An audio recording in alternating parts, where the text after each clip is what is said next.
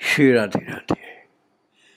भक्तों, जिन भगवान श्री कृष्ण द्वैपायन वेद व्यास जी महाराज ने भगवान श्री कृष्ण और अर्जुन के संवाद रूपी दिव्य भगवद गीता का वर्णन महाभारत के भीष्म पर्व में किया है, जो आप पहले सुन चुके हैं। उन्हीं भगवान श्री कृष्ण द्वैपायन वेद व्यास जी महाराज ने गीता जी के महात्म्य का वर्णन किया है पद्म पुराण के उत्तरखंड में। तो गीता जी का ग्रंथ प्राप्त होता है महाभारत के भीष्म पर्व में, और गीता जी के महात्म्य का वर्णन मिलता है पद्म पुराण के उत्तरखंड में। और कल आप श्रवण कर रहे थे गीता जी के तीसरे अध्याय का महात्म्य, और अब आप सुनने जा रहे हैं श्रीमद् भगवद गीता जी के चौथे अध्याय का महात्म्य।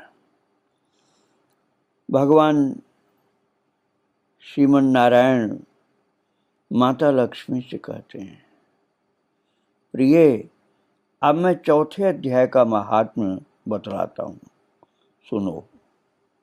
भागीरथी के तट पर वाराणसी नाम की एक पुरी है। वहाँ विश्वनाथ जी के मंदिर में भरत नाम के एक योगनिष्ठ महात्मा रहते थे, जो प्रतिदिन आत्मचिंतन में तत्पर हो आदर पूर्वक गीता जी के चतुर्थ अध्याय का पाठ किया करते थे।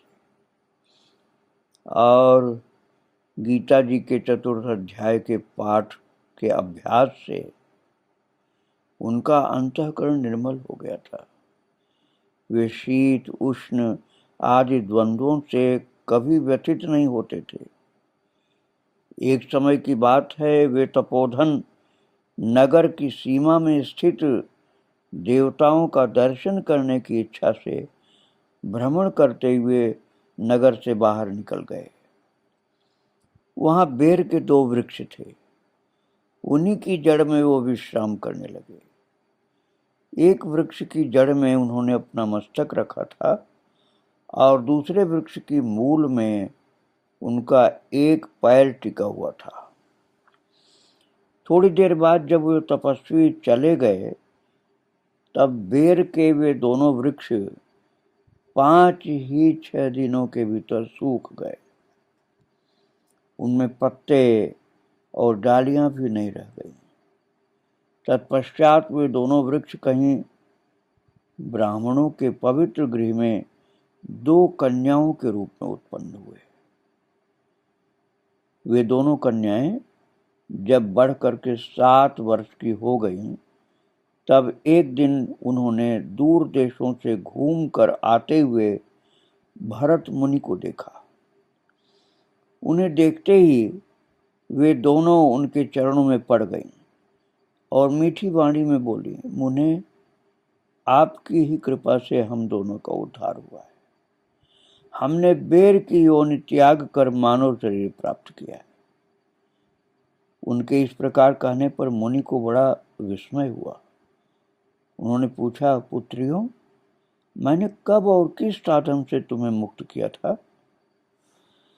साथ ही ये भी बताओ कि तुम्हारे बेर के वृक्ष होने में क्या कारण था, क्योंकि इस विषय में मुझे कुछ भी ज्ञात नहीं है।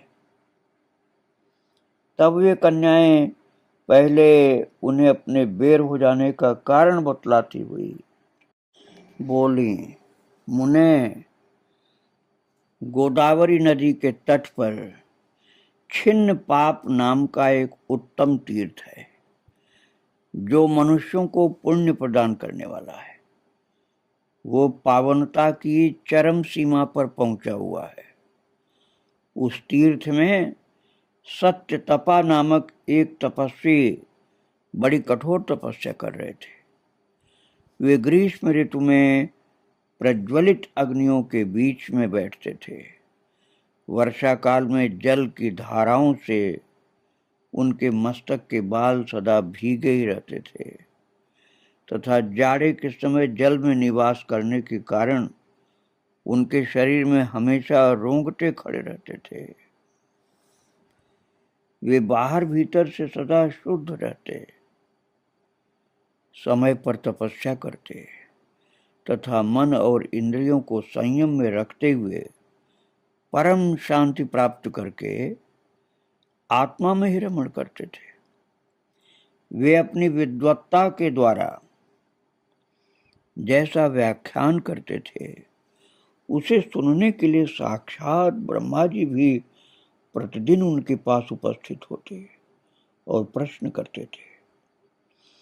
ब्रह्मा जी के साथ उनका संकोच नहीं रह गया था, अतः उनके आने पर भी वे सदा तपस्या में मग्न रहते थे।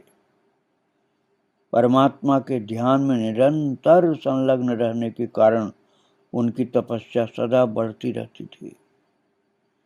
सत्य तपा को जीवन मुक्त के समान मानकर इंद्र को अपने समृद्धिशाली पद के संबंध में कुछ भय हुआ।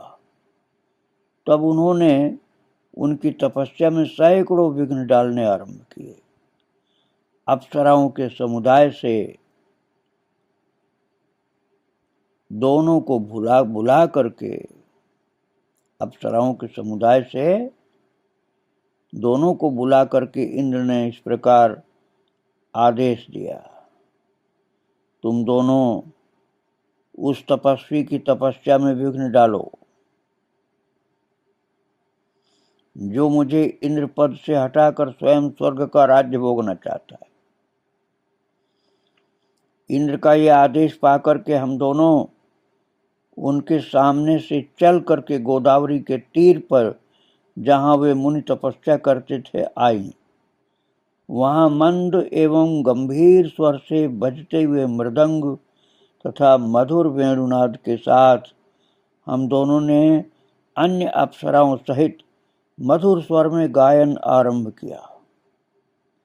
इतना ही नहीं, उन योगी महात्माओं को, जो योगी महात्मा थे, उनको वश में करने के लिए हम लोग स्वर, ताल और लय के साथ साथ नृत्य भी करने लगी। बीच बीच में जरा जरा सा अंचल खिसकने पर हमारी छाती भी दिख जाती थी। हम दोनों की उन्मत्त गति काम भाव का उद्दीपन करने वाली थी, किंतु उसने उन निर्विकार चित्त वाले महात्मा के मन में क्रोध का संचार कर दिया। तब उन्होंने हाथ से जल छोड़कर हमें क्रोधपूर्वक शाप दिया, अरे तुम दोनों गंगा जी के तट पर बेर के वृक्ष हो जाओ।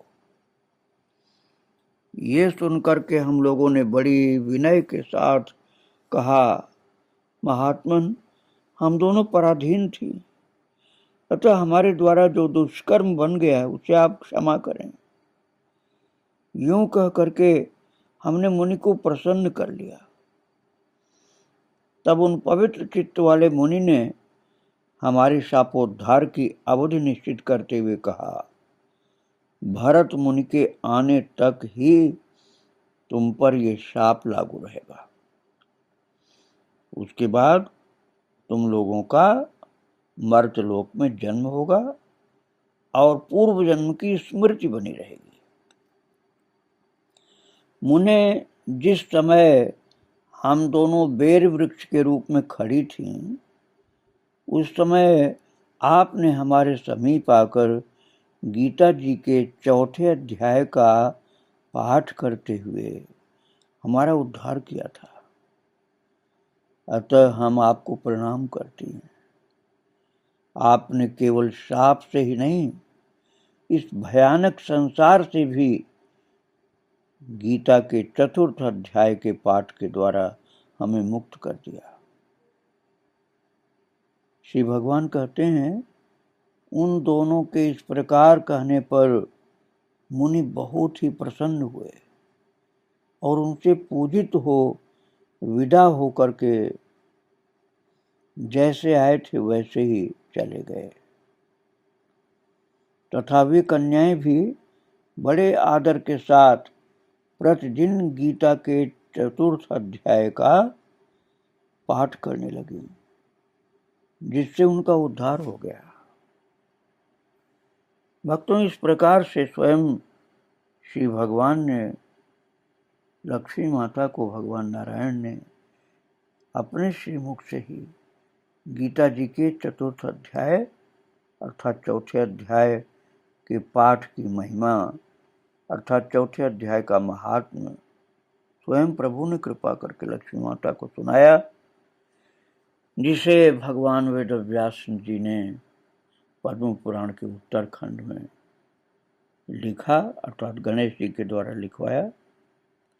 और उन्हीं की कृपा से ये गीता जी के 4थे अध्याय का महात्म्य हम लोगों को सुलभ हो पाया है, जिसे आप श्रवण कर रहे थे। आज प्रभु को और उनके भक्तों को प्रणाम करके यहीं विराम दिया जा रहा है और 5वें अध्याय का, गीता जी के 5वें अध्याय का महात्म्य आप कल श्रवण करेंगे। श्री राधे राधे। जय जय श्री राधे श्याम, जय जय श्री सीताराम। वृंदावन बिहारी लाल की जय, राधा रानी की जय।